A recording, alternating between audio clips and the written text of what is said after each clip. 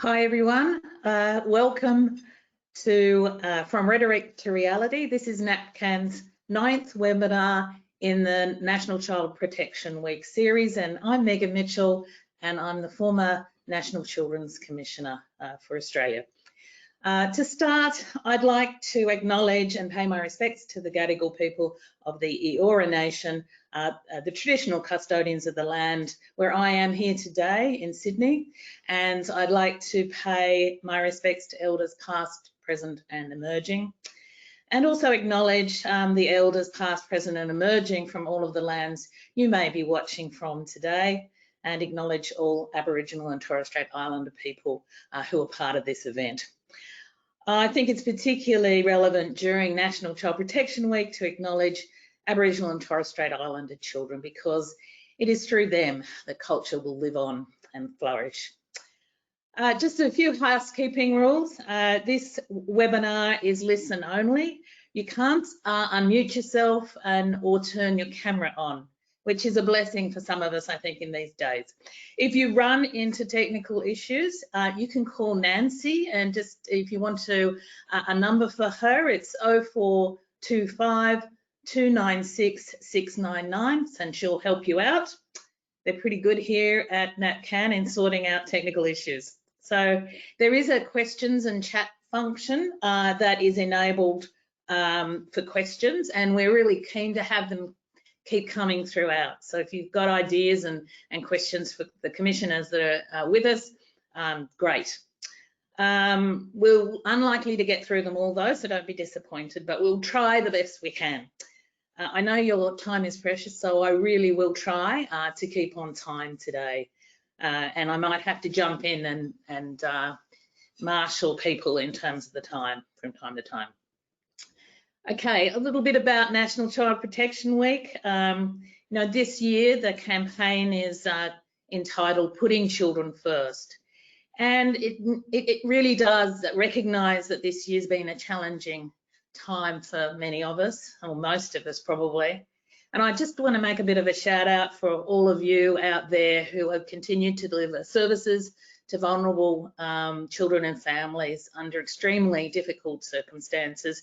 And for those of you who are also doing it tough, yourselves in terms of your personal mental health and connections with family and friends, it really is a tough time for many of us. And I think it's important in the midst of all of this to remember, as NAPCAN's theme reminds us, to put children first. So what we do right now has an impact on children and society, and how children and society will grow and develop both in the short and the longer term. And for me, I'm really delighted to be part of NAPCAN's webinar series celebrating Australia's children and also New Zealand's children. As a means of harnessing our collective efforts to keep them all safe, well and thriving.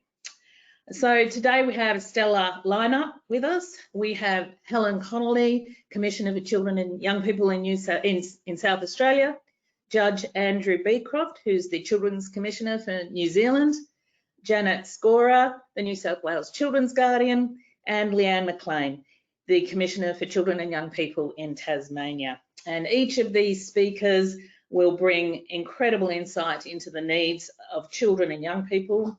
And as a group, they're a very powerful force for promoting and protecting children's safety, wellbeing, and of course their rights. We'll first hear from each of the commissioners for 5 minutes. They'll tell us a little bit about what's happening in their respective jurisdictions, followed by a group discussion facilitated by me, and then of course our audience questions. We're particularly interested in hearing from commissioners about how they work in their roles to put kids first, what they see as good practice or elements of good practice in working and engaging with children and young people, and what things we can all do to better engage and support children and young people in our professional and personal lives. So first of all, without further ado, let me introduce Helen Connolly, Commissioner for Children and Young People in South Australia since 2017. Helen has worked in a range of human services roles over a number of years, including being Executive Director of Red Cross South Australia and Chair of the South Australian Council of Social Service. So over to you, Helen. Thank you, Megan. Good morning, Australia. Greetings from a beautiful sunny Adelaide, and I am on the traditional lands of the Kaurna people and am privileged to call this place home. It's everyone else seems to be old hacks now at the webinar thing. This is my first Talking to Australia one, so it's very strange to have no audience in front of me and a very quick 5 minutes to get through all of the things that Megan said. So I'll start with essentially all of us commissioners and guardians across the country have slightly different remits. Mine is as a systems advocate to work on systemic change and really about children's rights, development and well-being. Means I don't do individual work and I don't have a regulatory function per se, but it is about how do we include children's rights into policies and programs. How do I need to advise decision makers in this state around what would make it better for children's well-being. And of course, really importantly in this conversation, my role is to create opportunities for children's voice to be heard. I think one of the things I would say is that in terms of how I personally connect with kids, when I started in this role, and as Megan said, I'm the inaugural Commissioner for South Australia. So it's pretty, you have a piece of legislation and you need to fulfil the roles. But I guess the really important part of this job is how you choose to do your work. And so for me, I had the privilege of being able to craft it from the beginning and to be really able to say that for me, community development and youth empowerment and youth development was the way I would go about my work. So in terms of the starting of the role, I was able to spend a lot of months actually travelling around South Australia and really trying to get a sense of what it was that kids really wanted me to do, how they were going to judge if I had been successful and if I was actually working on the issues that they thought were really important. So in coming up with my strategic agenda for my 5-year term, it's been really driven by the things that kids told me were bothering them.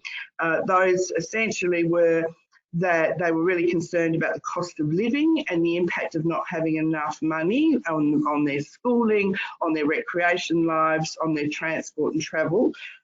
They also were really concerned, I guess, about the lack of what we would call useful infrastructure in community. There seems to be, when I drove through regional towns particularly, there's generally a pretty clapped out playground and maybe a basketball hoop, but nothing much else. So kids were talking a lot about where's the investment in us, where is the places we can go that we can really belong and identify with.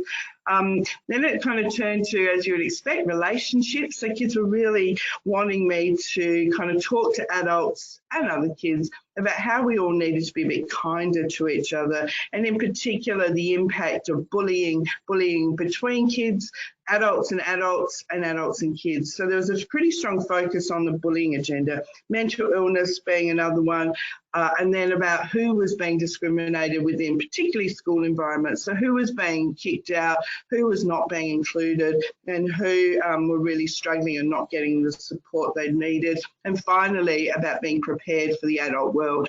For kids, not surprisingly, it is very much about, are we learning the skills we need now? Do we have the digital skills for the future? Do we know about social issues? And how do we actually find out what's going on around job skills? So these things have formed an agenda. It means that I work on one of these big projects. There were 6, I've got 5 years, so a big project each year on one of those areas. And then obviously a whole load of reactive and other work that comes up around kids' health, safety, wellbeing, education and citizenship. I think maybe, and I know I'm speed talking, so apologies and bear with me, but maybe one of the things I can say is how I formally structured child participation into my work. There's about 9 formal ways that I've done that. I have what's called citizen researchers, which is I support youth organisations to work with their young people to use action research on topics that I have established and of interest to all kids. And we've got currently 3 groups looking at child protection, couch surfing and job active providers. I have a formal policy advocates group who are a group of young people interested in formal processes to advocate at a systems level. And these are all graduates of Youth Parliament and others who are interested in that kind of formal space. We have about 7 or 8 organisations across South Australia now who are involved in a collective impact conversation with kids in their community, all addressing very similar conversations that we're going to bring back to maybe hopefully create a kind of statewide dialogue around what kids want in their local areas. I have a Commissioners Advisory Committee which meets bi-monthly, and that's got representatives from other youth-focused groups, youth clubs, etc. And that's looking at a more political state agenda, particularly around as we move into state and federal elections in the next little while. Then what is it that South Australian children want as, I guess, almost a manifesto for the state. There's a group who are then looking at, another group who are Young Citizens Agenda, who have got a strong commitment to trying to get a Future Generations Act up in South Australia. So what does that look like? So we've got a group of young people formally meeting around that. And then I've got a lot of online participation processes and portals as well. Get Around It, which celebrates talent and showcases young people doing great things. I have an interactive online youth club called Hub, which has numerous diverse partnerships. We have showcasing of artists, beta testing of games, you name it. It's getting a lot of connection and ways of communicating in an online way. And then my Commissioner's Digital Challenge, which is an online portal for digital skills and e-rights. And then there's all of the face-to-face and kind of informal things we do. So I guess I've chosen to have numerous ways of connecting as opposed to having a single advisory group. We certainly needed it to be across the state, so I've got things happening in regional areas as well. So when it comes to, so I spend a lot of time in conversation with kids, but also I guess being that broker between government departments, local government and others about how do they get the voice into their own work and try to model, I guess, a community capacity building approach to doing that. There are a number of issues that I see with participation from where I sit and why others don't do it to the extent that they should. Some of it is because some of our processes actually prohibit participation by under 18-year-olds. So I think we've got some challenges in terms of where the rights agenda fits and butts up against kind of operational processes and procedures. We've also, I think, dropped the ball on civics education. I know in South Australia that the proficiency in civics is at about 34%, which means that 2/3 of kids aren't proficient. I guess for me, if you don't know rights and if you don't know structures and processes, then participation becomes quite a low priority if you don't, and so the knowledge base isn't there. We also have been told that there's a lot of disincentives for adults involving children in their work, either through police checks or other real or perceived barriers that they see to doing it.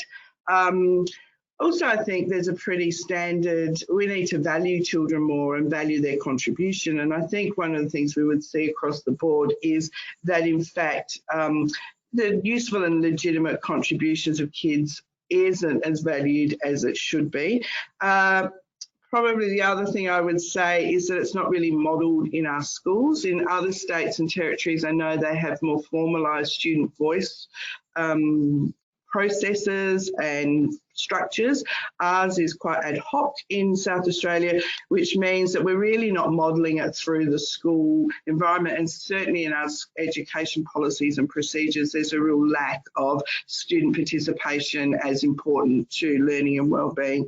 And the last thing I'll probably say, because I must be at 5 minutes I think, is that we have an expectation as adults that children should engage in our processes, and I think we have to stop and think about, isn't it time that we actually could work in an intergenerational capacity in a way that actually allowed all everyone to participate equally and not on one party's terms.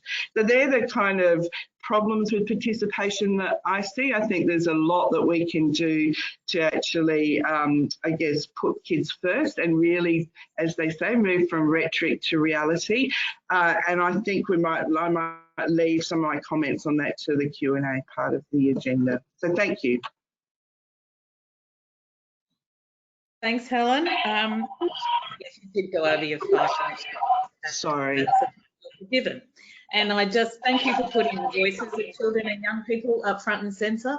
And it's always so, they're always so insightful, you know. So what better time, you know, to take their lead and be kind and prepared in life. So I just thought that was fantastic. And thank you for all the examples of the ways we can genuinely engage with children and young people to the benefit of us all. So because we are just a tad kind of running late, I might move on very quickly and introduce Judge Andrew Becroft, the Children's Commissioner from New Zealand.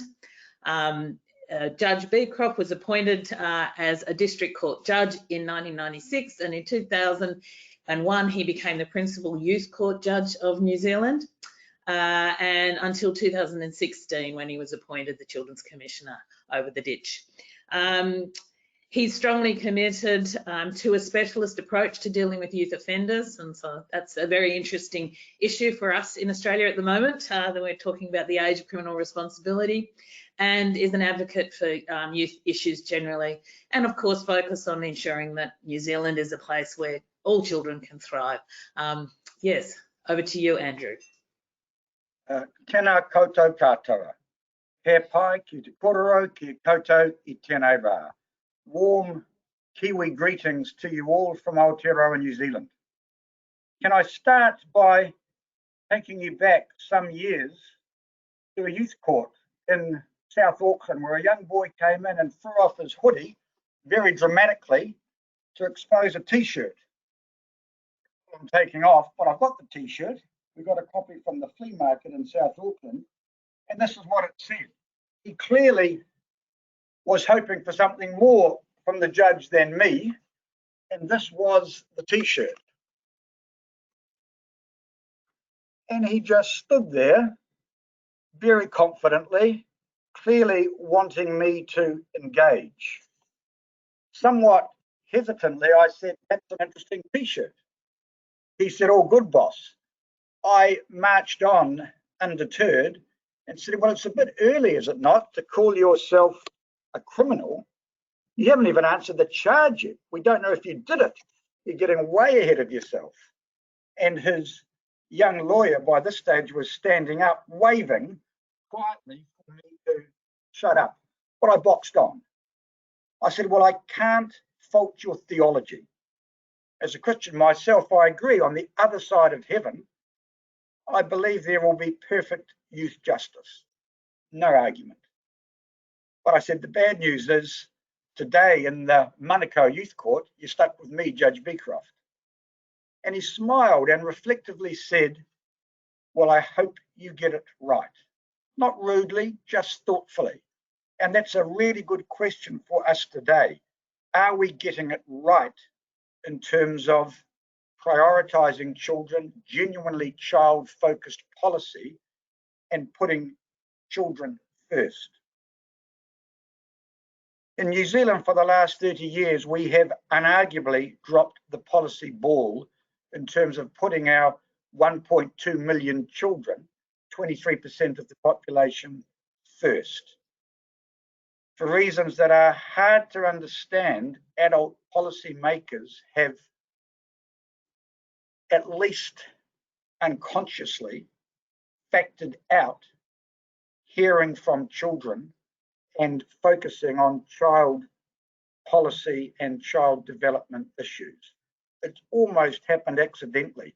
We did it well for the over 65s, and probably they're one of the most well-off cohorts in the world. By contrast, our under 18s share a disproportionate burden. That's why our child poverty, our child well-being, our health and education, our suicide and obesity rates are so high. Up to 30% of our kids really struggle, and that significantly affects our world ranking. The recent UNICEF report of OECD countries for child wellbeing had us 35 out of 41. And while about 70% of our kids thrive and flourish and do well, the gap between the haves and the have-nots, in a sense, has never been bigger. So in that context, as Children's Commissioner, I'm a genuine convert, I guess with something of the zeal of a new convert with evangelistic enthusiasm, to hearing from children. And three things I want to say about that. Number one, in New Zealand, not only is it Article 12 of the Children's Convention right to express and be heard a view on all matters affecting children, their right, it is enshrined in our Children's Commissioner's legislation that I must develop means, in plural, of hearing from children and collating their voices. And indeed, I cannot carry out any statutory functions that look at the welfare of children generally or make public comment without first hearing from children and young people. So that's the first point. The second point is, as to the means of hearing from children, we originally had for many years a children and youth reference group of about 18 children who meet and met regularly. Frankly, we came to the view that was so yesterday and so last century. We tended to get articulate head boys and head girls or natural leaders, but we weren't hearing from particularly the 30% of New Zealand children who are struggling. We now have a variety of means of hearing from children and young people. Over 200 schools, urban, rural, rich, poor, who have signed up and will participate at least 3 times a year with surveys. We employed 2 child and youth engagement specialists who get us into places and into areas and communities that would be typically harder to reach. And we use, as Helen described, a lot of methods, whether it's focus groups or whether it's one-on-one or whether it's thematic discussions. But I've found it terrifically valuable. Children always add quality to our policy discussions.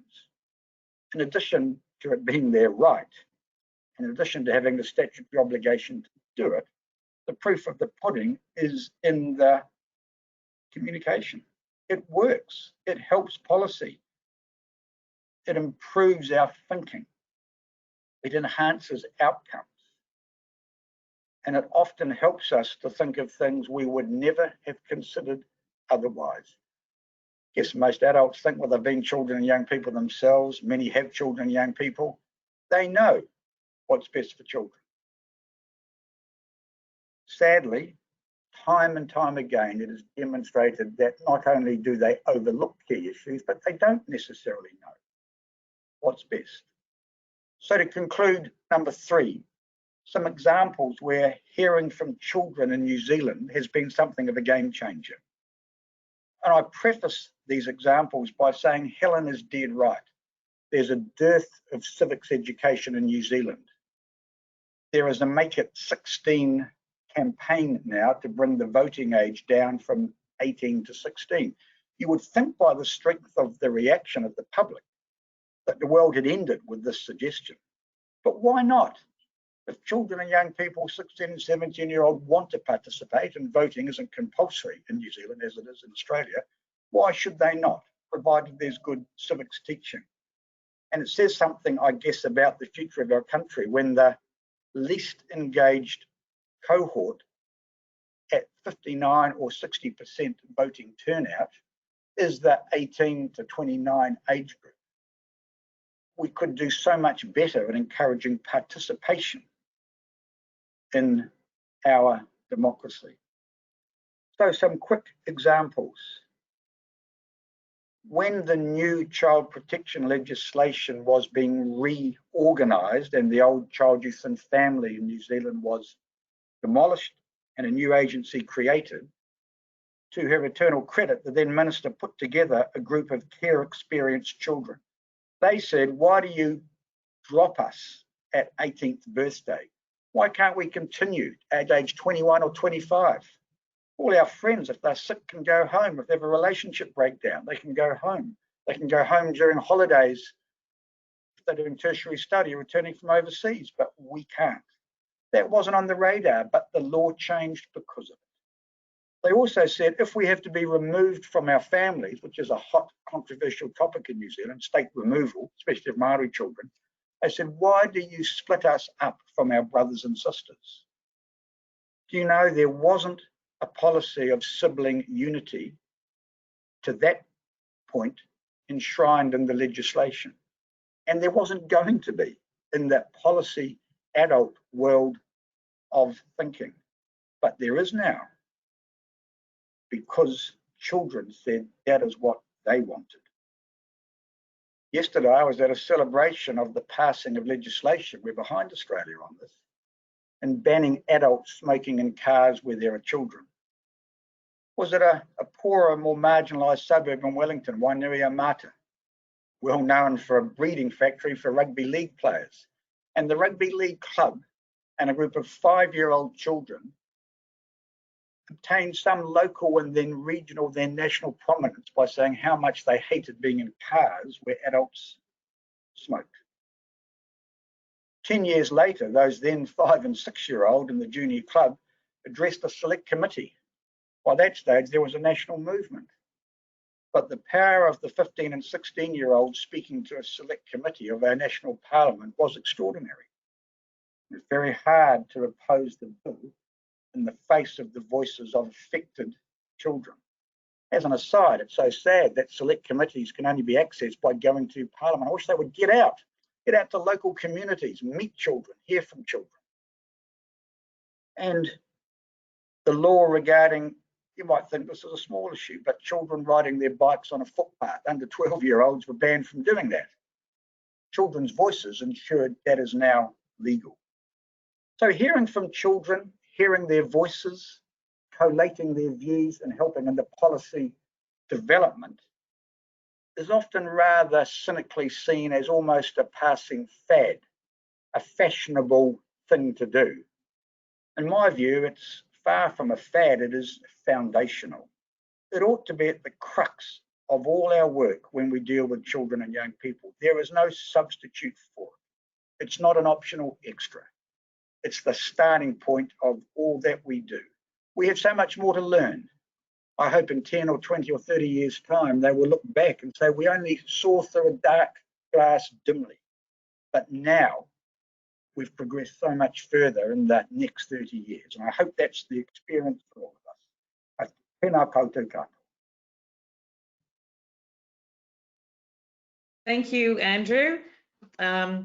Yeah, really interesting to find out what's going on across the waters. And you know, unlike Australia, you have the requirement to consult with children as part of the legislation. That's not the case in terms of the National Commissioner at Least role in Australia, and something we all should be advocating around. Yeah, so thank you very much. What I'm going to do, because I think the commissioners have a lot to say and I don't want to cut them off or anything, what I'm going to do is fold the general discussion in with the questions from the audience when we get to them, so we can have that whole time. So I'll now introduce Janet Schorer. Janet has a long-held passion and commitment to the most vulnerable members of our communities. Janet trained as a nurse with the Children's Hospital at Westmead before gaining qualifications as a child and adolescent psychologist. And in 2019, Janet was recognised for her work and awarded a Public Service Medal. And she's the Children's Guardian. This role is ensuring agencies and the people working with children keep them safe and well and do the best for them. Thank you, Janet. Thank you. Thanks, Megan. As we are all today, I want to acknowledge that I'm today on Darug country and pay my respects to elders of that nation, past, present and emerging, and to acknowledge the young people as the leaders of today and tomorrow. As my colleagues have said already, all of us across Australia and New Zealand as Commissioners and Guardians have slightly different focus and slightly different roles and responsibilities. In New South Wales, I'm the Children's Guardian, and as Megan said, my role is primarily working with organisations and people who work with children and overseeing how they honour the rights and the safety and wellbeing of children and young people in their work, and I'll talk a bit more about that. I work alongside an advocate for children and young people, Zoe Robinson, and Zoe's role, and she's been on a panel already this week, but Zoe's role is to speak and engage directly with children and young people on a range of the issues that they identify, to speak into New South Wales policy and programs and decision making, but also provide that interaction with different parts of government to bring children and young people's voice into decisions and to issues as we tackle them. And I'd highly recommend looking at the work that Zoe did at the beginning of this year in listening to children and young people after the significant bushfires in New South Wales, and understanding how they felt during that time and what they would like to see different about how to plan and become more resilient through what was a very difficult time for them. So I recommend that work to you. In New South Wales, for us in the Office of the Children's Guardian, it has been a big year to herald the first stage of what will be many significant reforms for us, and so a bit of a milestone. It's renewed our focus on the rights of children to be safe. Our role in that is that we oversee and regulate organisations and people who work with children. We have a big focus on capability and culture change within organisations, and really giving organisations the focus, the tools, the permission and the courage in some ways to put children and young people's voice at the centre of everything that they do. We had a new legislation through this year, commenced in March 2020, that started a new era for us in our office and in our work. The Children's Guardian Act really reinforces the role that we have in overseeing organisations and that work with children and young people, and gives us a range of responsibilities and powers to speak into the kinds of good practice and where we see organisations not doing so well in keeping children safe. The functions that we have is that we operate the Working with Children check. We have oversight of the reportable conduct scheme in New South Wales. We oversee all of the out-of-home care and voluntary out-of-home care system in New South Wales, and we are doing some work on what is taking forward the child safe standards that emerged from the Royal Commission into institutional responses to child sexual abuse. Our focus this year is really strengthening the way that those standards operate within New South Wales, and really take a significant step forward to better protect children and young people across the range of organisations that work with our children every day. We're doing that initially through a period of consultation and capacity building. We're working quite specifically with sporting organisations, our faith sector, with education, with the arts sector and many others, local government, to really tailor and speak into how they can think very differently about children and young people's rights and how they participate in the decisions and in the everyday business of organisations that seek to serve them every day. And so we are doing that through resources and training and bringing people together to share good practice, but also over the coming months developing legislation to put in place a mandatory child safe scheme in New South Wales under those child safe standards. They really provide a very clear and simple organising framework for organisations about how to create and maintain child safe organisations, with the central point being children's rights to be safe at the forefront.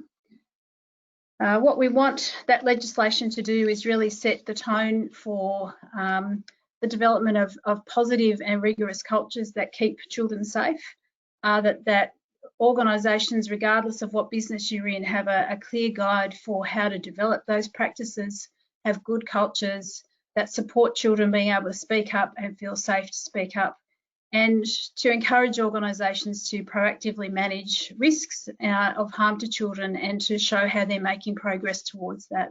And as my observation is, even though we are some time away from that being, of having a mature mandatory regulatory scheme in New South Wales, it's already so encouraging to hear some of the feedback from big and small organisations about how they're taking this work forward voluntarily, and just seeing how it's bringing people together to share good practice, to share resources, to share tools, and starting to really ask great questions about how they can listen to children more actively and to feel much safer in doing that, to feel much more empowered to do that, and to see the value of doing that. And I think that's a really encouraging change. We don't want to be in the position where we are expecting organisations to change because they want to be compliant. We want to see them doing it because they genuinely understand the importance of children's rights and of listening to children in everyday ways, but also believing children when they say there's something that they're not feeling safe with. I also just wanted to mention there's the other part of significant change that's happening in New South Wales this year is an announcement that we made quite recently about recruiting an Aboriginal Deputy Children's Guardian. This is a position that was announced as part of the government's response to Families Culture Review, which looked at into the lives of about 1,400 Aboriginal children and young people in care. In New South Wales, about 40% of our care system is Aboriginal children, and so this position will provide the opportunity to really lead some different work, not only in our organisation but across the sector, about how we can really make meaningful changes for Aboriginal children who are in care, but across the care system to reduce the number of Aboriginal children in care is our ambition. And so we will be doing, that position is currently being recruited, and it's a really good opportunity for us in New South Wales to really shape a different conversation with Aboriginal communities for the benefit of their children. So I will draw myself to a close to try and keep us to time, but it has really been a significant year for us. And, you know, for all of us, changing how we work and how we listen to organisations and to children in a pandemic has not been without its challenges, but it has really given us a sharper focus on what are the needs of our stakeholders. How do we work differently and better to put our focus first on children, particularly those more vulnerable children who, as we as commissioners and guardians have reflected on this year, whose disadvantage can potentially be compounded, or they can get lost in systems through a season like this. But how do we use our role in New South Wales to oversee and influence practices that will mean we see better care for children and more focus on their rights and their voice? Thank you.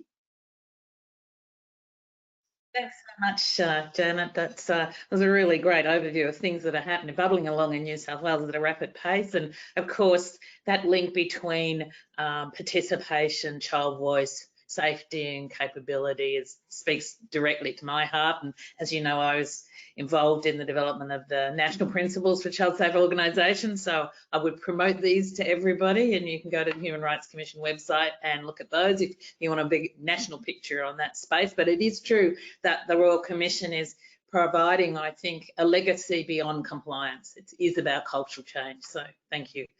I just want to say too to all of you out there, there's some great questions coming up. Keep them going, and we'll get to those. As I say, I'll fold the session in terms of fold that into the general discussion session, because there's some really, really good ones there. All right, so our next guest is Leanne McLean. She's the Commissioner for Children and Young People in Tasmania. Leanne was appointed in that position in November 2018. She has a wealth of experience in social policy development, including working at the coalface with young people and in senior public service and government advisory roles. Leanne believes strongly in the transformative power of education and early intervention in shaping the future of Tasmania and Tasmania's children and young people. Over to you, Leanne. Thank you, Megan, and hello, everybody. I can see that there are about 181 people listening, and I'd like to welcome you all to Tasmania. I'm really privileged to be here in the lands of the Palawa people of Lutruwita, in particular the lands of the Muanina people on whom this office has been built. I'd like to acknowledge that the Palawa people have faced invasion and dispossession, but they go on to practice a thriving contemporary culture. And I'd also like to acknowledge the 40,000 years or more that they have raised their children. I've been the Commissioner here for a little while now. It's approaching 2 years, and every role is different. And this one is a mix of systemic advocacy and some individual advocacy, but mostly systemic.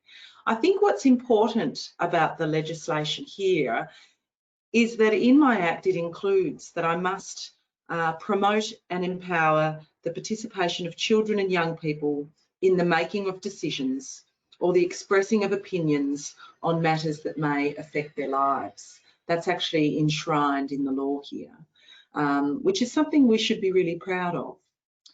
To do that, I'm also required to have a council of young people that I consult with. And every commissioner does this differently. When I came to the role, I came with an idea, and we should probably explore that idea as a part of this session.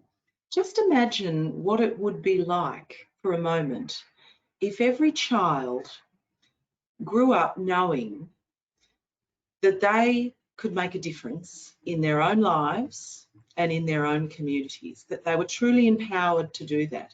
What would that actually look like? What would that mean for Tasmania? What would it mean for the development of our communities? What would it mean for our economy? I think it would be quite different to what it looks like now. So how we do that is a separate question, and it requires, at its very foundation, at its heart, listening to children and young people. So that's what I was determined to do more of when I came to this role. So instead of a traditional reference group style council that many commissioners had in the past, and many still do, I decided to go a bit bigger. So we invented the Commissioner for Children and Young People's Ambassador Program, which is a program that enables young people across Tasmania and children aged from 9 through to 17 or 18 the ability to have a say on matters that are important to them, and in particular on how we can make Tasmania a better place for children and young people. And this year we have about 142 ambassadors that tell us what's important to them and what we really need to be focused on. And that helps us set up what our strategic priorities are. And so far we know they're very focused on climate change and the environment, on access to the services that they need to thrive. They're really focused on their mental health and quite concerned about it. Bullying is really high on their agenda, their safety, both in their families and in their communities. That they're interested and concerned somewhat about their education and the opportunities that they gain as a result. And of course, they have a real eye on equity and diversity, because children genuinely, many of them don't understand why we treat people differently based on their background. So we can really listen to them in that regard. So I spend a huge amount of time listening to children and young people and what they have to say. And my commitment to the about 112,000 children and young people in Tasmania is that everything I do will include their view. Sometimes that's easy and sometimes that's more difficult, but that's genuinely what I try and do. And that encompasses all the policy work we do to try and influence what's happening in Tasmania, and every piece of legislation that we're asked to comment on is littered with the views of children and young people. So that's the rhetoric, and then the challenge is how we take that to reality. And I think we've got a pretty positive story to tell in Tasmania to date about how that's going. Since the ambassadors have been established, we have brought them together, about to do it again in late September, with the decision makers of Tasmania, the heads of our parliamentary process, the leaders of the 3 political parties or their representatives, and we tell them, young people tell them what is important to them and what they think needs to change in order to make a difference. That has been a very powerful process, and I think I can see movement from decision makers in Tasmania at the government level and at the parliamentary level, that they genuinely want to hear the views of children to inform how they make positive change for our state. So that's happening. We also published a piece of work informed by the views of children and young people and those who support them in their communities. And it was a piece of work designed to promote the wellbeing of children in Tasmania and what it was that we really needed to do to improve their wellbeing, because despite there being significant investments over time, we've still got a long way to go in Tasmania to improve those really traditional headline wellbeing indicators around education, around health, around civics and citizenship, and the other things that have been discussed today. We presented that view publicly, and I'm really pleased that the Tasmanian government have now committed to a strategy to improve the wellbeing of Tasmanian children and young people. And I'm very much looking forward to consulting with children and young people on what that strategy needs to look like before it is released at some point in the future. We also have a strong interest here in Tasmania in renewable energy. And that aligns really closely with young people's desire to do something about climate change. So we've been working really closely with children and young people and with areas of government on what the future of renewable energy policy in Tasmania might look like. And I'm really looking forward to doing more of that into the future. So that's really it from me. I'll keep it short because I know that we have lots of people asking lots of questions. And I'm really looking forward to hearing more from you to help inform the work that I do too. Leanne, that's fantastic. And I agree with you. I think gradually voice of children and young people is more and more being privileged in discussions that adults have about and the decisions that they make. And I guess I would reflect that one of the most, encouraging aspects of that was last year when Australia appeared before the United Nations Committee on the Rights of the Child. I was lucky to be there and to witness a 12-year-old Duan Hussein address the Committee on the Rights of the Child himself from the Northern Territory, and also address the Human Rights Council. And I think there's a really tangible example of somebody, a young person having a say and being heard. And what he asked is, don't lock up little kids and Aboriginal kids. And he said it's not good for them and it's not good for anybody. And he said we also need to build an educational system that respects Aboriginal people, tells Australia's real history, and teaches culture and language. So, it was very powerful to be there, and I just felt really privileged. And, I think that was a great example of listening to children and using the world stage to do it as well. And on a related question that has come in from the audience, one of the questions is it's been 30 years since, Australia ratified the United Nations Convention on the Rights of the Child, and for Child Protection Week itself. And we've seen lots of changes in that time.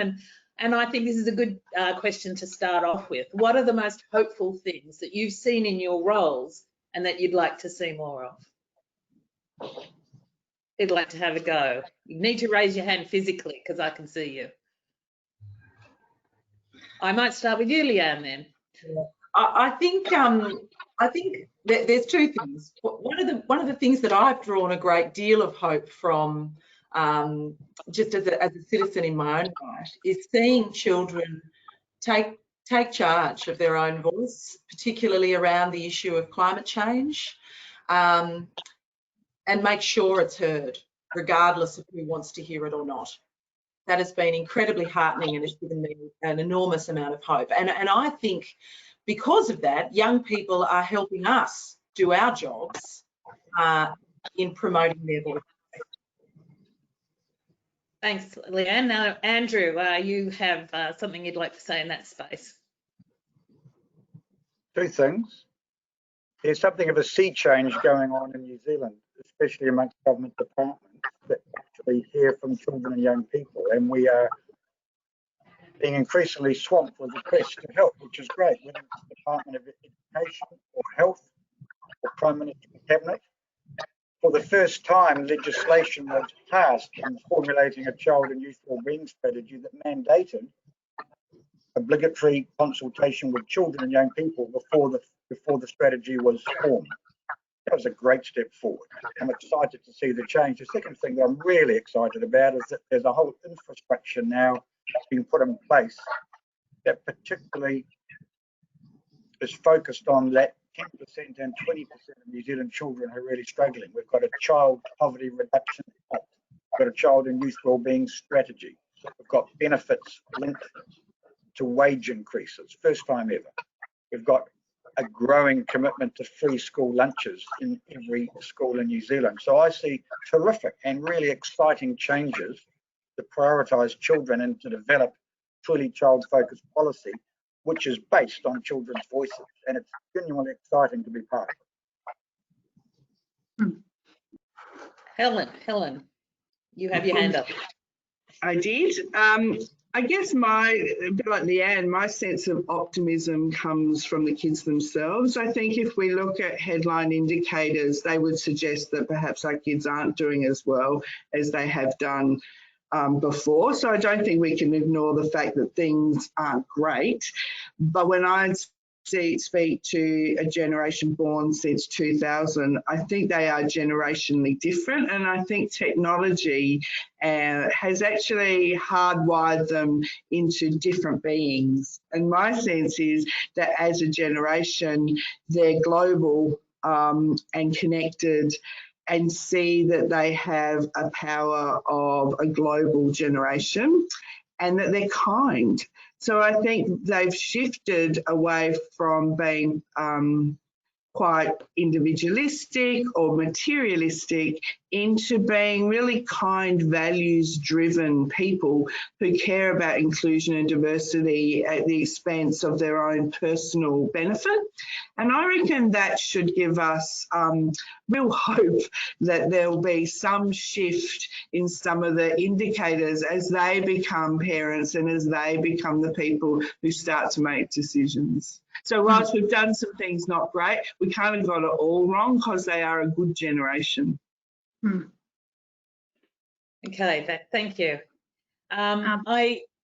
Janet, did you want to have a say on this issue? Oh yeah, I thought I'd let the heads go first. I guess two things. I think three things. I think my observation in New South Wales is I think hearing people talk more about children's understanding of the world and children's voice about the things that they experience in the world as being different from an adult voice, and starting to hear more about the desire within an organisation or within someone's work to understand that that's a valued and different perspective. And I think that's that feels like a positive shift to acknowledge that we don't just listen to children through any adult. We want to hear from them directly. And as I said before, the desire to be able to do that meaningfully and well, and hearing people talk about moving beyond sort of basic consultation or the things that are easy to do, but actually moving towards how do we empower children to have their own agency and voice. And I think, in our state's own context, that we're moving towards child safe standards being part of our architecture in our child protection system has had very little opposition. And so I think that the fact that has across the board political support and has had a groundswell support within organisations and the community sort of says to me that people say, well, we know people want to do the right thing, but ultimately we need something that we all agree is the foundation that puts children and their right first, and we enable practice around that. And I think that's been really encouraging and gives me hope for where we might go over the next decade in our state. Thanks so much for that. Look, given I've facilitating, I'm going to toss a few things in too. The fact that you all exist, that there are commissioners and guardians in all states and territories now, and that there's a national commissioner role as well, is very different than where we were 30 years ago. And you know, it's clear that the work that you're all doing is actually making a difference on the ground, and I, you know, commend you all for that. And I would say, in terms of other things, you know, kids told me all through my role, and they're telling you too, that mental health is an issue. And you know, this year we're developing a national child mental health strategy. So you know, you can, with concerted advocacy and using the voice of children, make change. And that's really important. I was also really heartened to see that the government did sign up to OPCAT, which is a thing that allows oversight of detention environments, including those that have children in them, and that should protect children much more than they have been in the past, and so that those places run to community standards and that we don't have a Don Dale in the future. I'm also heartened that we're collecting more and more data or using data in a way that tells the story of children more than we have in the past. So, I mean, those are just some of the things, including this discussion we're having at the moment on raising the age of criminal responsibility. I mean, that's a great opportunity for us to change things up for so many children and their trajectories in life. So, so that we raise the age from 10. We should never be locking up 10-year-olds. It's not good for them. It's not good for us. So, you know, those are some of the things I think where we're heading in the right direction, but it does need, you know, sustained advocacy from all of us to get those things over the line. Okay, another question, I think I might go straight to you, Janet. It's about the pandemic and that young people having been thrown into the front line, like in supermarkets and chemists and doctor surgeries and other essential services. What can be done to ensure organisations and communities, you know, respect children and young people in these roles, or young people in particular, and they have a voice? And, you know, and for instance, in the retail sector, and it is true, they're the ones that are manning all those checkouts and things, you know, when we go and get our toilet paper. or fight for our toilet paper, as it were. Yeah, I mean, there's an interesting, there's probably a few lenses to that, aren't there?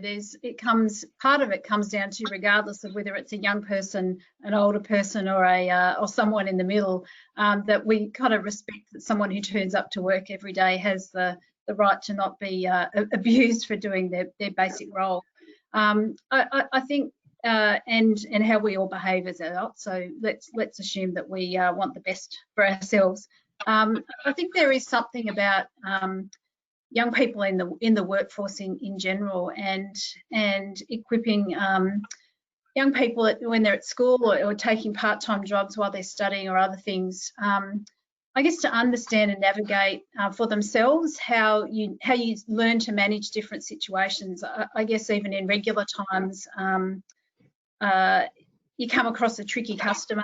How did we learn to do that, and what sort of mentoring or guidance can young people get from their employer or from organisations like ourselves to enable them to navigate that? But I think the other part of that is, as a society and as employers, to not accept that behaviour is acceptable, and how we call it out. And we had some good examples of employees that did really step in for their staff. But I think there's something about the role we might have in communicating how that's acceptable and where the line should be drawn, and stepping into that. Janet, do you you regulate some employment services for young people? How do you engage with the industry on these sorts of issues? Yeah, so we engage, we oversee, regulate the employment of children in certain industries, so particularly the entertainment industry. And so that really is we do that primarily through a capability building and enabling organisations who are, employing children mostly in film and modelling, that sort of thing, to have an ongoing assessment of their own risks and the sorts of environments and situations children will be in and young people will be in. Because they differ in every setting and different for every role, to understand for themselves what children might need to be able to be supported during that. So that's primarily our role. Okay, another pandemic-related question. There's lots of reports that many children can be more at risk at this time, behind closed doors, not going to school, exposed to domestic violence situations. I was just wondering what you've been able to do in your roles to get engaged with that issue and help to keep children safe. Anyone like to start?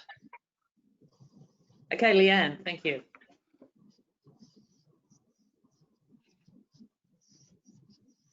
Leanne, we need to hear you. Sorry, I just had to unmute myself. I think the pandemic highlighted across a range of areas. So I'm answering this question, but I'm also adding to what Janet said.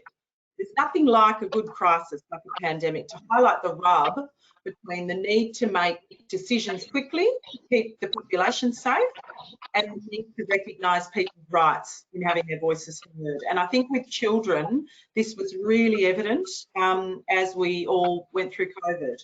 So, I heard stories of children feeling really vulnerable in the workplace.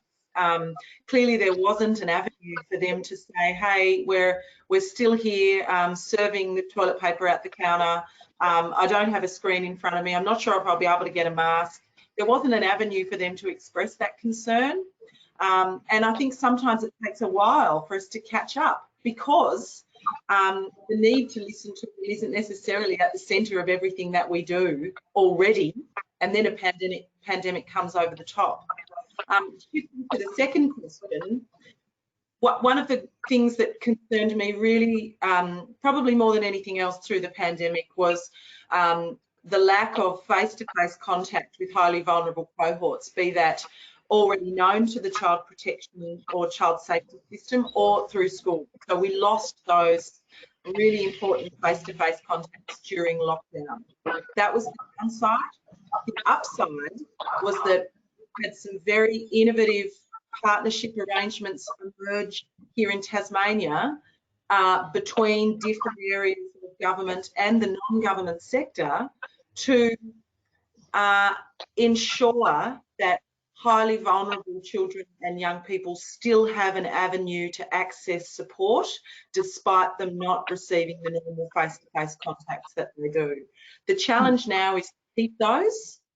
They include some data sharing. They include some sort of areas where we haven't been that keen to go before, but they have been put in place in the best interest of children's safety, and I would really like to see them continue. Thank you. Janet, you want to say something else here? Yeah, I was just going to say what we reflected on early in my organisation early in the pandemic was that transition points for young people would be particularly tricky and compounded for those who already had vulnerability. And so we started a project earlier this year that to review and follow up all of the young people who are leaving care this year, to make sure that there was thoughtful work done on their planning, acknowledging that they had those additional risk factors and uncertainty about what might happen next, about their living environment, about work and study and all that sort of thing, to make sure that they had all of those supports well set up with them, and to follow them up afterwards, just to make sure that for that particular group of young people, we weren't compounding where they might have already felt vulnerable. It's about 600 young people in New South Wales, and we just felt that that was an important focus for us in our role, to make sure those young people had the follow through they needed this year. Thanks for that. Look, I might, Andrew, before I let you talk, I might just go to some of these other questions because I feel that I don't want to lose them.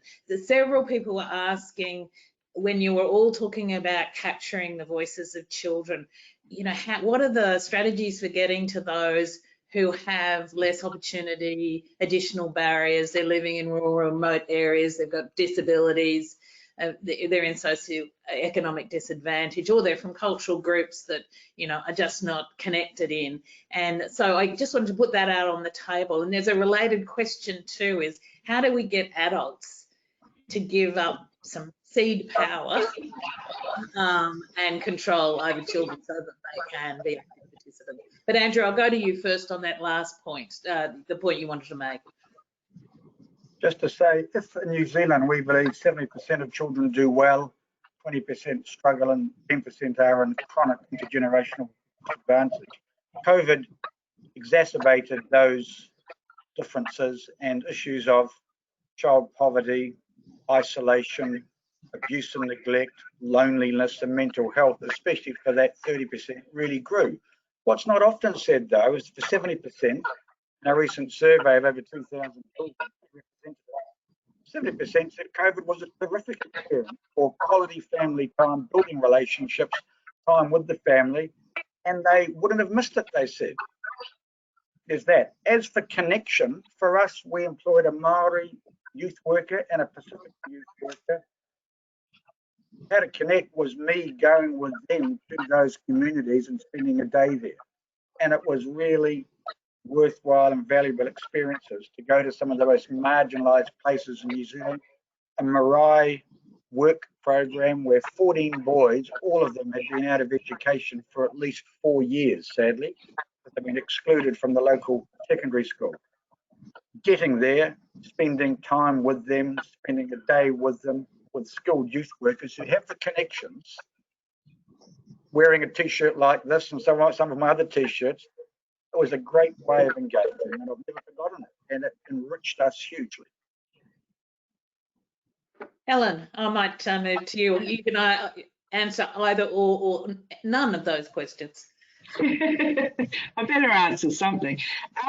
Just wanted to, on the worker thing with the pandemic, I guess one of the things that's been really obvious to me in all conversations, particularly about bullying, is that kids talk about, anyone who's in fast food retail talks about being bullied and yelled at and abused by adults, and that generally they have such a lack of power in the workplace that they have almost a kind of suck it up culture amongst kids. So I think we've got problems pre-pandemic, and this all goes to how much we look at kids as their age rather than them as workers and as often parents or coaches or umpires or whatever their other social roles are. It's about validating the role, not just the age as well. So, but putting that aside, I think in terms of how you get to those who are more vulnerable, then it doesn't happen unless it's a deliberate plan.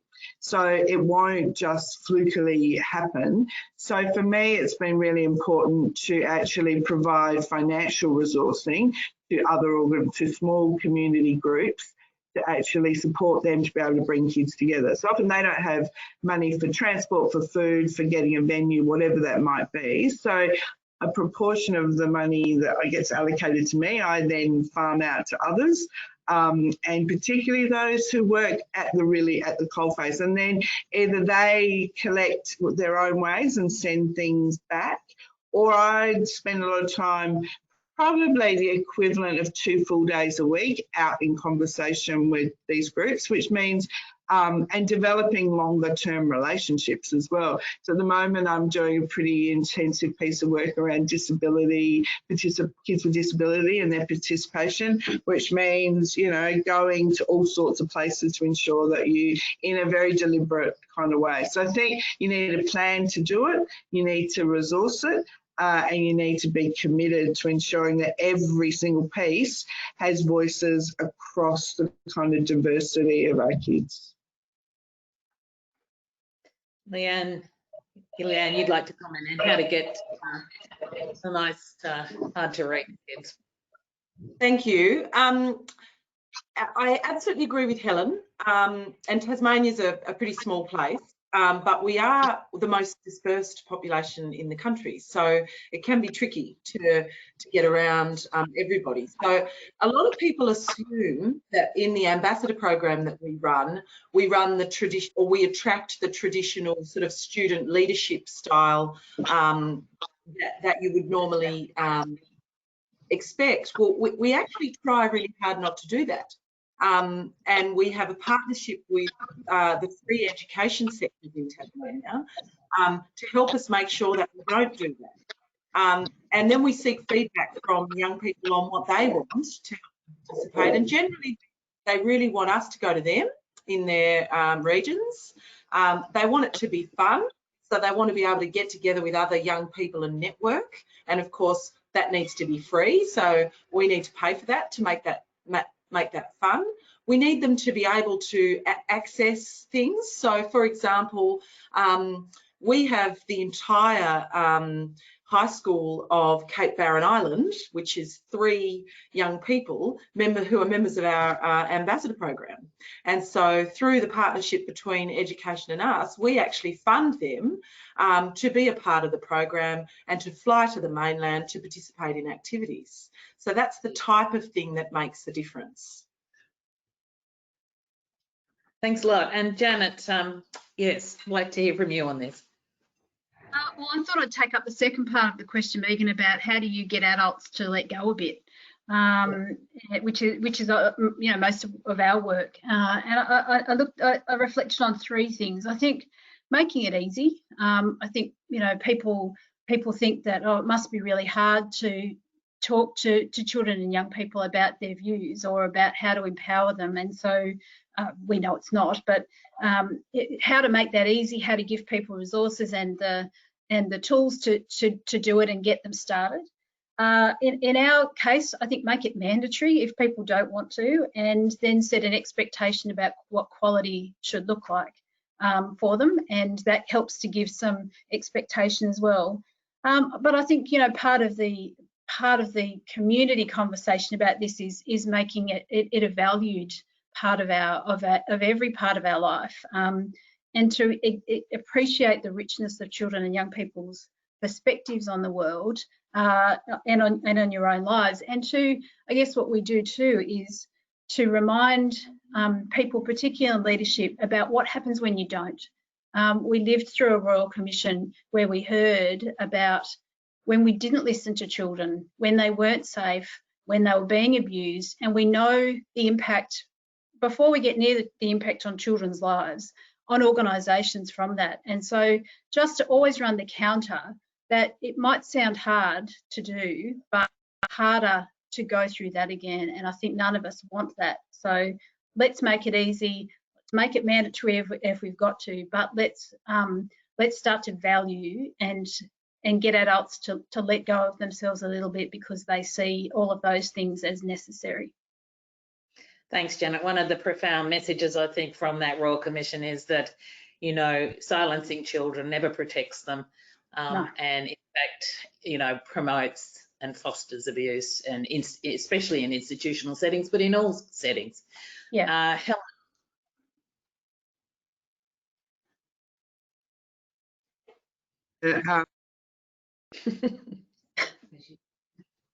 No, now you're muted again. Okay, so I can't do anything. I just want to say, I think we need to put something in, ensure that in our professional training of new professionals, so whether it be teachers, lawyers, doctors, nurses, you name it, any allied health, there needs to be far more upfront understanding of the conventions. I still am surprised by the amount of people coming through who've never heard of the conventions on the rights of the child.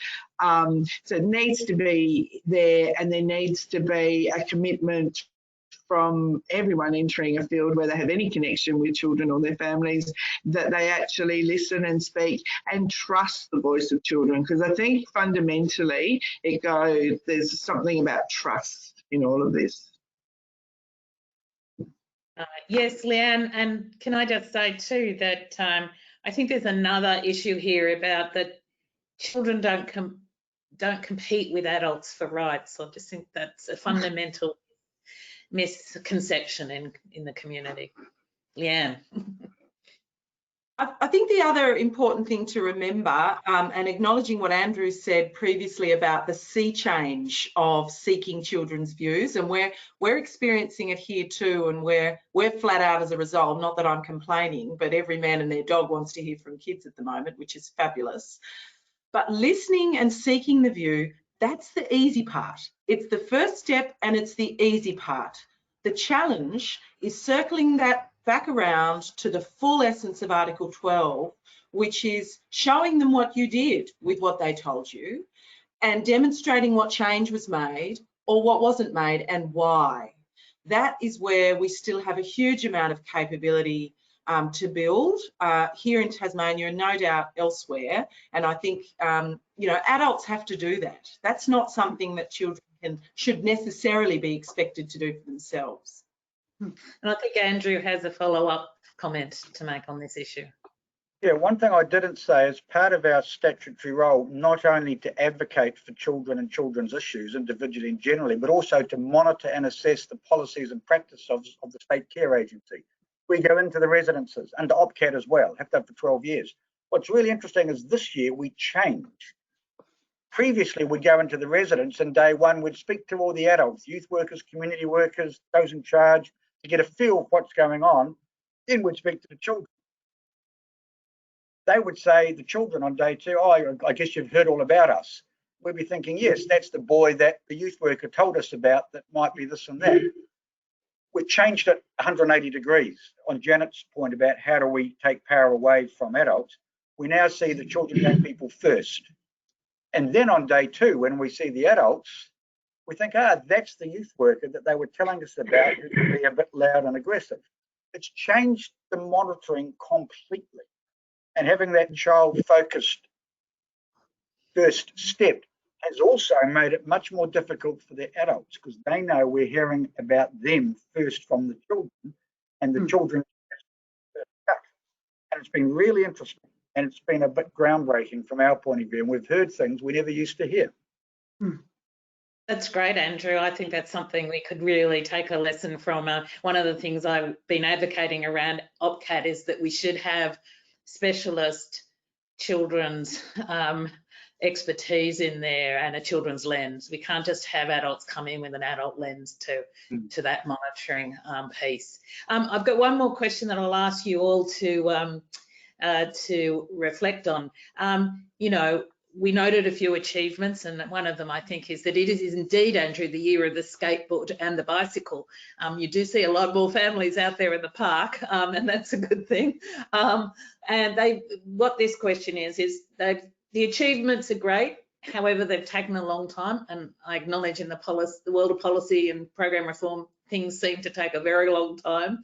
If we're being truly child-centred in our practice, we need to be much quicker in our timeframes of change. How do you all, what role can you play in increasing child-centred timeframes in your plans and in your work? Is it possible to make things happen faster? Leanne, are you putting your hand up? Oh, no, sorry, that was an eyebrow raise, which might have. Oh, was it? Okay. No, I'm happy to go first. Okay. My first reaction to what you said, Megan, is, I wish. We are, I think, dragging our feet a little in Tasmania on the implementation of a full suite of child-safe legislative reform. So that's where the rhetoric here really does need to change to reality. So, you know, as Commissioner, part of my job, as children and young people tell me, is to bang on about things until they happen. So I'm banging on about it. Now I'm banging on about it in a national forum. And I think that is really important to incorporate those advocacy items. Just keep on nagging, I guess is one word, until things change. And the second is to lead by example. Don't wait. Do it yourself. Publish tricky bits of tricky documents that really push the edges, that are filled with children's views. Don't be afraid to push them, and don't be afraid to filter them, because I think that's what makes the difference. sorry, don't be afraid to not filter them, is what I meant. That's what makes the difference in the long term. Great. Andrew, I think you were keen to have weigh into this. From my youth justice experience with a specialist, almost self-contained youth justice system, the legal principle in that system, amongst others, was that all decisions should be made and implemented consistent with the young person's sense of time. Therefore, in the youth court, we could almost guarantee if a charge was denied, a hearing within a month. If the charge was admitted, a family group conference to discuss the sentence within 21 days. By comparison, if a young person ever had to be in the adult court, not often, the delays might be 2 years to hearing. A child who's a victim of abuse and a witness in the adult court could be 2 years before the hearing. So there is just an absolutely unacceptable failure to do exactly what the convention and legal principle should require generally, to have decisions made and implemented consistent with that child and young person's sense of time. I mean, that the banning smoking in cars, the children who started it at 5 are now 15 or 16 when it actually happened. So I think in New Zealand, at least, we are extraordinarily bad at prioritising things from a children's point of view, unless the statute comes in and says it. Left to our own devices as adults, it just doesn't happen, and system inertia prevents it. Thank you. I might turn to you, Janet, because I'm going to ask each of you to respond to this one. Yeah, no worries. Look, I think I'd agree with the comments of my colleagues, and sometimes in the roles we have, we mightn't be the person who is the deliverer or the ultimate decision maker, but we do have the lens, the independent lens that can put the scrutiny or the emphasis on an issue and get some urgency around it. And I think we've seen the benefit of that when it's come through for a particularly young person in their situation, where we do get involved in individual matters or where on system issues.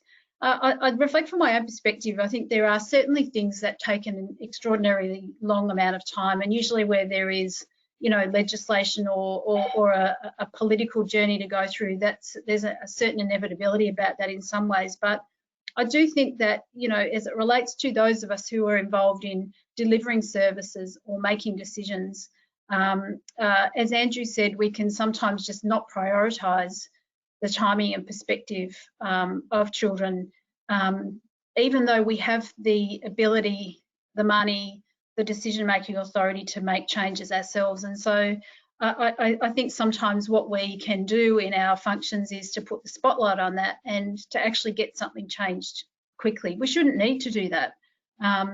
But I think for those of us who do have stuff that we can do, then it's also just a bit more liberating as an adult to get on with stuff and to see the reward of your effort productively, rather than, you know, feeling like I'm just in some sort of bureaucratic or, you know, decision-making inertia. Doing things feeling like we heard that, we've done it, is far more rewarding. And so just take those opportunities. I think otherwise you think, oh, it's too hard. Well, it's kind of not. Just you've got the authority, get on with it, rather than waiting. It's better for everyone. Thanks, Janet. And Helen, last one to you, although I'm This is one of my incredible frustrations. I'm such an impatient person with a short term. So I'm only here for 5 years. So it was a bit like, how are you going to make real change in a short period of time? I guess, so for me, it's been about ensuring that it's been also quite deliberate. So I would say that I have taken on the business community and that end of town as being strong advocates, and have joined and been really a part of some of the change that comes from that kind of sector, because they are by nature more agile, more able to use their influence in ways that perhaps government can't. So I think that's been a pretty significant part of my work. And that's about then that general community valuing and respecting, needing to connect with kids, if nothing else from a business sustainability perspective. So it's about finding where our objectives overlap, I think the second thing for me is about ensuring that my work with government and the voices of children are attacking, probably not the best word, but are advocating with multiple systems at any time. So there's always a piece with the health system, justice, child protection, and treating them quite differently, and them each having just one kind of thing that we're really trying to change within them. Now I can sit and look at it as an overarching kind of systems view, but at least for each of them, they're only having to have one kind of piece of work, big piece of work. But anyway, it's more manageable, I think, in terms of how to drive that change at a departmental level. And I think the really important thing for me is how do you create, my stuff's all about how to use technology. So how do you build platforms that are actually going to allow tens of thousands of kids to connect in and to have a voice into democracy? So what is it that we currently allow adults to participate in? And particularly, we have some interesting ways of citizen-led processes or citizen participation. We need to now turn those into, they need to be the child-friendly, child-focused. How do we get kids into those kind of platforms so that in real time, they're actually commenting on things that are really happening and putting their stuff in at that time? Because I think too many of our processes, whether they be feedback or complaints, are after the event. And who can be bothered after the event unless it's something particularly serious? When you do stuff that you're able to give feedback in real time, and what kids say is, if I tell Uber that my food's cold and they'll send me a new one in half an hour, then why is it that I can't tell something that's really important in my life to people who might be able to do something about it at that time? So I'm really trying to work at that systems level, mass kind of numbers of influencing in real time, real decisions.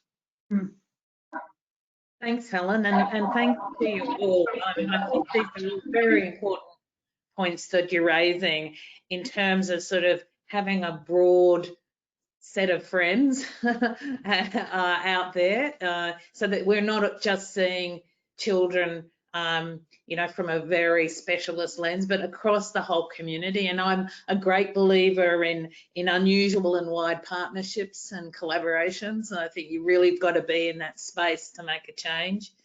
And I also think what we can see is, you are the very right people in the very right positions to do the work that you're doing and to make that change. And it can be frustrating and slow sometimes, and sometimes we have to acknowledge that, and sometimes we have to get frustrated like Janet and just get things done. There are opportunities in government and bureaucratic processes, regular reviews and things like that do give us a way into change. And I think I agree with you, Andrew, that wherever we can, we should be pursuing legislative reform, because it is the stick that works the best. It doesn't always create cultural change, so there's another piece to be working on there as well, I think, as well. But legislative reform is certainly a very powerful tool to be working towards. And I think too, what I've heard is we can all learn from each other about the way we do things and about the initiatives that are going forward, and hopefully that could add up in Australia's context to something nationally for kids, which is something I've been banging on about, Leanne, forever, and that reflects all the work that's going on in the states and territories and also in New Zealand. New Zealand has had no corporal punishment for kids for some time, and we're not anywhere near that in Australia. And I think that sends very odd messages to children about violence inflicted on one another, and domestic violence in particular. And so, there's so many things we can tackle, that we need to tackle and get right, that will lead to other cultural and attitudinal changes in our society. But we do need the community come with us. And I agree with you, Helen. Business, industry, is a really critical player. I mean, they're playing more of a role in the climate change debate than anybody else at the moment, apart from children. So I think we should look at those initiatives and think about, how we can use those unusual partnerships or different partnerships better and leverage them. because really in the end, people who are in businesses are just people with kids who were kids. So, you know, it is about the human condition that we all share. I also want to thank everybody out there in the audience today, and you know, you're all champions for children's rights, and I really appreciate, you know, what you do and being part of this webinar. I just can encourage us all to keep the energy up, sometimes hard in this space, lean on each other when you need to, and you know, be an inspiration for one another. So I need to know a couple of little wrap up messages. You know, we did have an announcement of a new National Children's Commissioner. That's Anne Hollins, who is currently heading up the Australian Institute of Family Studies, and she'll be coming in as Commissioner in November. But she is actually facilitating the next webinar today at 2 p.m, and that is entitled Transforming Outcomes for First Nations Children, a group of children we've been talking about today that simultaneously face significant disadvantage, but whose numbers are increasing, and they're great examples of fantastic young people coming through and doing fantastic things in just on their own, but in a leadership sense as well. So I think there's a lot to hope for in that space as well. It's not just a deficit lens. So that's it from all of us. Is there anything else I need to? Oh, there'll be a pop-up survey at the end. All right. Please make sure you do it, I'd be told to say, because they really value your feedback, and we really appreciate the time taken to complete it. And also, you'll be sent a copy of the recorded webinar and the key learnings from it to you in the next month or so. Anyway, so yeah, thanks from all of us here at NAPCAN.